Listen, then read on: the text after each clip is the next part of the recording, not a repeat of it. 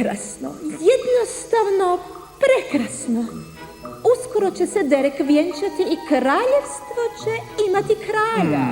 Sumnjam. On to nikako ne želi dok ne nađe Odette. Gluposti, samo do sutrašnjeg bala. Svi dolaze na bal. Sve kraljevne dolaze. Sjajno, divno. Vidiš, Rogers, jedno će ga osvojiti.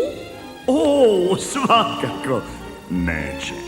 Nemoj koje izgubiti. Ne. Gdje je Derek? Nije bitno, znam, rješava tajnu debele zvijeri.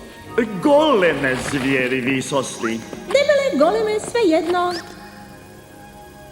Slušaj, Derek, nije to što misliš. Što je kralj Viljem mislio?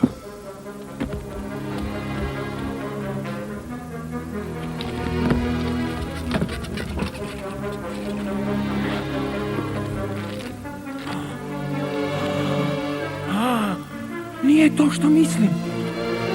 Pa jasno! Nije to što mislim! Naći ću te, Odette! Oni dolaze, Derek! A Derek, kamo ćeš? Pronaći veliku zvijer. Sjajno. Budi doma do sutra navečer. Sutra navečer? Bal. Majko, ne mogu. Molim te, ne radi to s usnama. Krenem li sad, možda stignem na vrijeme. Hvala ti, dragi.